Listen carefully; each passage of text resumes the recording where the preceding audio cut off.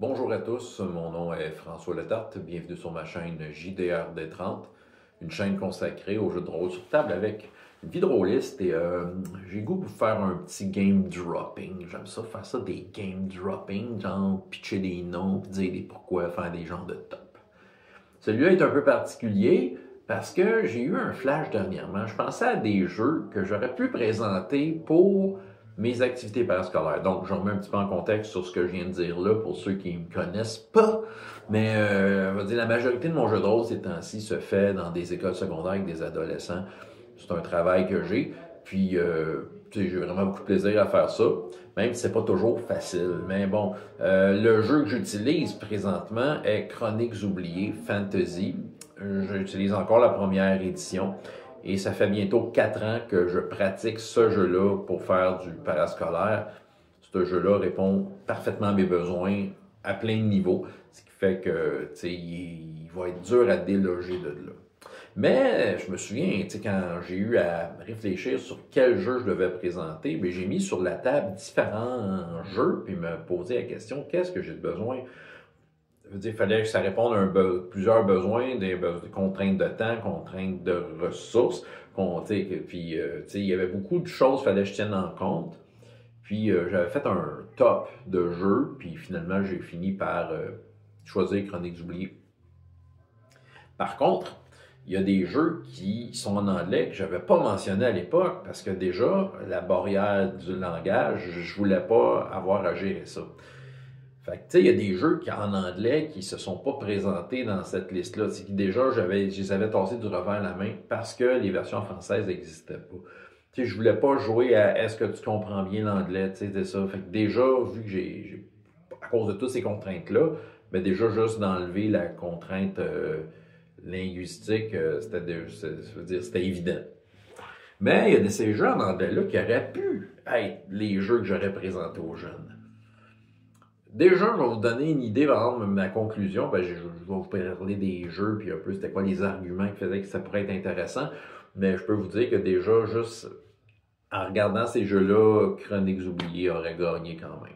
Au final, comme étant le jeu qui répond à mes besoins. Mais je vais quand même faire le top. Le top. Je vais vous présenter ces jeux-là qui auraient pu être des maudits bons jeux faire du parascolaire. Donc, je commence par nul autre que True 20, que j'ai utilisé longtemps. J'ai fait une campagne avec True 20 de Green Ronin. Un excellent jeu, en fait. C'est un de mes meilleurs jeux, moi, je pense. En termes de mécanique, puis tout ça, puis en termes de boîte à outils. Moi, j'aime ça, vous savez, vous me connaissez. Moi, je trafique les règles. Fait que je trouve que True 20 est un excellent candidat. Tu sais, pourquoi que ça aurait pu être bon?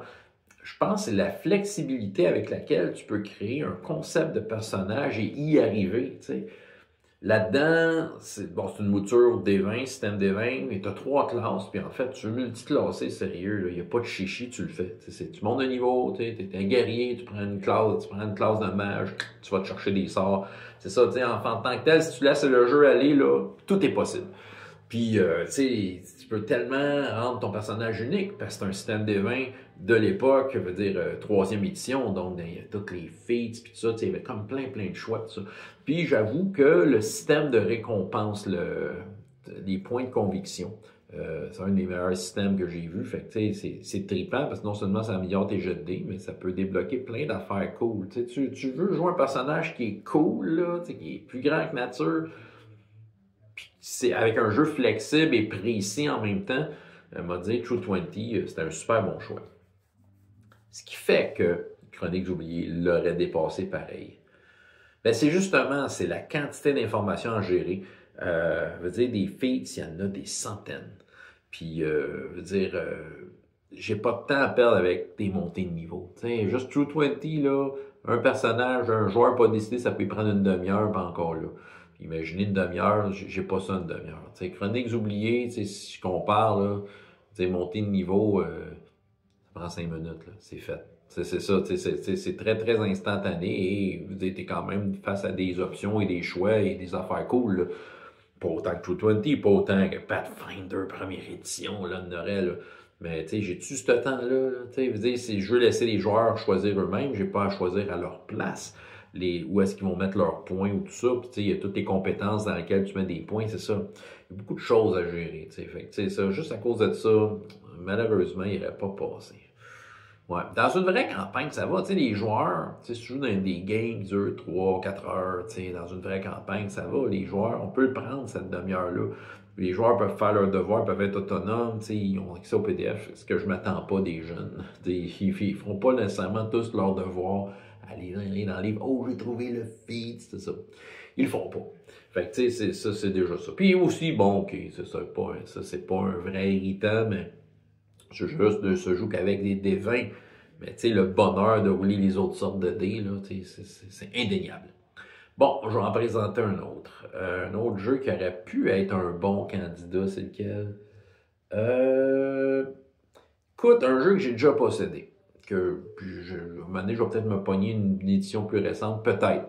Je suis plus trop acheteur de jeux de rôle, mais bon, Castles and Crusades. Castles and Crusades est vraiment, je pense, une lettre d'amour à Donjon du bon vieux temps, tout en utilisant des mécaniques de jeu qui vont faire penser à plus système des 20 3e édition. Mais, tu sais, je vais avoir de quoi d'old school, mais qui est pas trop gritty, mais c'est ça, tu sais, je trouve qu'il y a un bel équilibre. Je pense que ça aurait pu être trippant à jouer à cause de ça. Tu sais, faire vivre une expérience plus authentique, si on veut, de Donjon par rapport à ce que c'était avant, dans lesquels les joueurs et leurs personnages sont mis à l'épreuve et qui ont plus à réfléchir. Il y a aussi une élégance dans la mécanique de jeu, comme je l'aime.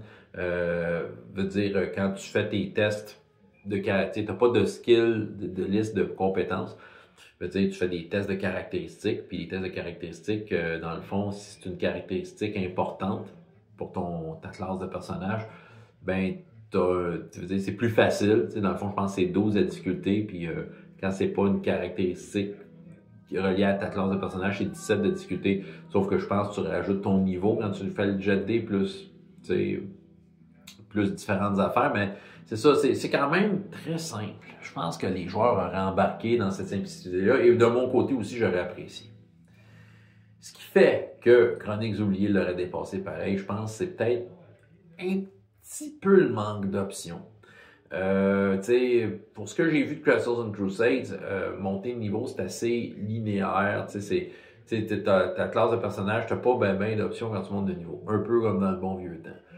Ce qui n'est pas un défaut en soi, veut dire, on peut aimer ça, on peut trouver notre variété ailleurs. Sauf que je sais que pour des jeunes qui vont faire ça bien relax, on est s'asseoir une fois semaine et s'ils prêtent attention une fois semaine, c'est le fun quand c'est tout écrit sur la feuille, quand tu vois toutes tes options. Fait que j'ai l'impression que ça n'aurait pas passé pour ça. Puis bon, peut-être que le style un peu plus comme vieille école, est-ce que ça aurait bien marché, t'sais? C'est ça, tu sais, ils aiment la high fantasy, ça c'est un peu plus low fantasy, tu sais, c'est ça. Puis, fait que c'est ça, je pense qu'il n'aurait pas passé, malheureusement. Un autre avec lequel je triche un peu parce que je ne l'ai pas nécessairement en anglais, mais je vais vous expliquer, ça aurait été Savage Worlds. Ça, j'y ai pensé souvent. Savage Worlds, ça aurait pu être bon. Je l'ai en français, Savage Worlds, et quelques suppléments. J'ai Savage Worlds en anglais, quelques suppléments, puis dernièrement j'en parlais, que peut-être je voulais m'en départir, je vais voir, là, mais il reste que c'est un jeu que j'aime beaucoup. Pourquoi il serait quand même dans cette liste-là de jeux tassés à cause de la langue? C'est parce que j'aurais aimé utiliser le Fantasy Companion, je pense que c'est le même qui s'appelle, puis dans le fond, il est juste en anglais. C'est tout ce qui est pour faire du médiéval fantastique est en anglais. Oui, tu as quelques affaires dans le livre de base, mais tu as besoin d'options, justement, parce que les gens aiment ça, les options. Bon, mais reste que, bon, qu'est-ce qu'il y a de bon, ce jeu-là? C'est très excitant comme jeu. Moi, je trouve ça très, très excitant. Quand tes héros s'apparaissent, parce que tu vois un dé de plus, tu sais, que tout le reste. J'aime la façon dont c'est séparé. J'aime comment, spontanément, le jeu peut arriver avec de quoi, d'équilibrer juste ou pas, mais qui est capable de mettre sa table facilement de quoi et mettre l'action, puis c'est ça, tu sais, la gestion de la mécanique, elle est très, très simple. Je pense que les jeunes auraient beaucoup de facilité à juger de leur bord leur chance de réussite quand ils tentent de quoi. Puis tu peux vraiment faire des héros badass assez rapidement. Il y a le côté badass qui eux autres y auraient aimé, c'est ça. Qu'est-ce qui fait que Chroniques oubliées aurait passé par-dessus? Encore là, c'est une affaire, c'est un peu comme True 20, c'est une affaire de gestion. C'est beaucoup d'options, puis il faut que tu checkes les options, puis c'est ça. Il y a beaucoup de niaisage, c'est ça. Encore là, quand tu montes de niveau, quand tu montes en compétences, tu as un peu de devoir à faire, de recherche, puis tout ça.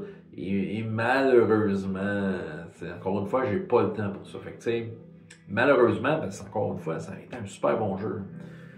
T'sais, pour un one-shot, que les personnages ne bougent pas, là, ça aurait été super, là, mais là, les personnages veulent évoluer. L'autre petite affaire, c'est moi sûr j'ai le Deluxe Edition, je ne sais pas comment c'est dans les autres après, là, mais l'Adventures Edition. Mais le Deluxe Edition d'un combat, c'est chiant parce que si tu reçois un coup, tu peux être stun. Puis tu peux être stun, il faut que tu fasses un test à chaque tour quand c'est ton tour. Fait que tout ce que tu fais, c'est que tu essaies de te débarquer de ton stun. Ça peut être un peu chiant, mais je suis sûr que ça s'arrange. Il y a sûrement du monde qui ont trouvé des alternatives, des alternatives qui font Savage Worlds pareil. Bon. Un autre, Cypher System. Cypher System Monte Cook, je pense, ouais.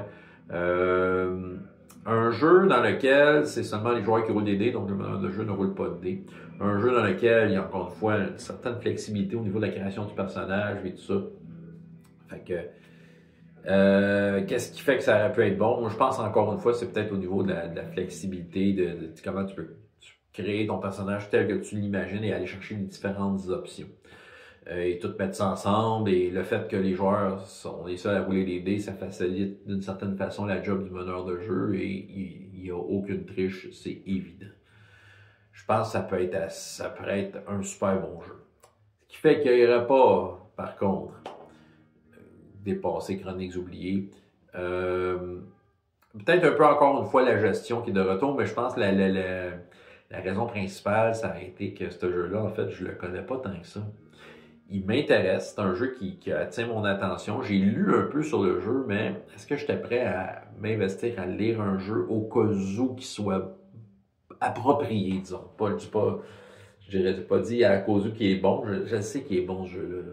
Mais est-ce que ça a été approprié? Tu sais, j'avais pas ce temps-là à investir, malheureusement, parce que oui, il était dans un top, mais c'est plus comme je me projetais comme étant ouais, ce jeu-là, il serait écœurant, mais je l'ai pas lu. Un jour, vais-je le lire? Je ne sais pas. Mais le peu que j'ai expérimenté ce jeu-là, j'étais supposé être joueur sur une game qui n'a pas eu lieu il y a bien longtemps qu'un gars aux États-Unis. Là.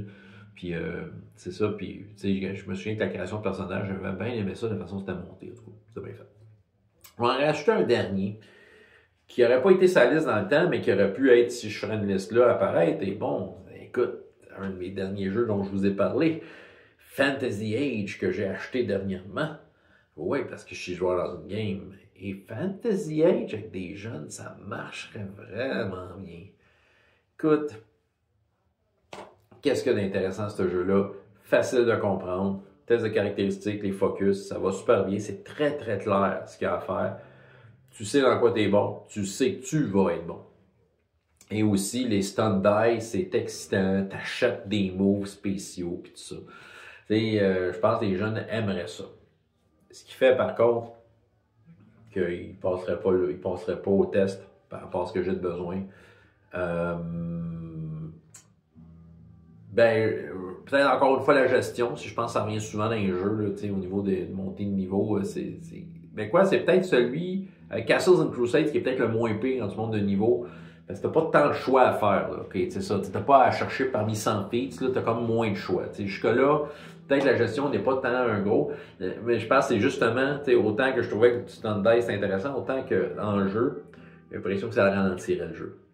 Le stand die t'ouvre sur une table dans laquelle tu choisis ce que tu vas faire, puis moi pour y jouer, là, pour de vrai dans des games on joue 2-3 heures de la shot, ben ça fait un an qu'on joue là, presque aux 2 semaines, des fois on saute des mois, là, mais puis même à ça, là, les stuns, même moi, je trouve que quel que je vais prendre, là, je check la feuille, là, c'est ça. Fait que je peux pas imaginer gérer ça en pleine partie. C'est ça, malheureusement, c'est ça. Puis bon, l'autre petit irritant, c'est juste des D6. Bon, mais ça, c'est pas un gros irritant. Les gens auraient suivi. Bref, ça me tentait de vous parler de jeux, juste pour parler de jeux, puis les mettre dans le contexte de, écoute, ces jeux-là peuvent être des bons jeux avec des jeunes, mais si je compare à ce que j'ai là présentement, une machine bien rodée, fait que tu sais, c'est ça, il y aurait finalement, je pense que le Chroniques Oubliées aurait gagné pareil par rapport à mes besoins et ce que je suis capable de faire dans ce contexte-là. Mais j'étais bien content de juste vous parler de ces jeux-là, parce que c'est le fun de parler de jeux de rôle. Et voilà, François Letarte, JDR D30, et jusqu'à la prochaine fois. Ayez autant de plaisir dans la vie que dans les jeux. Au revoir.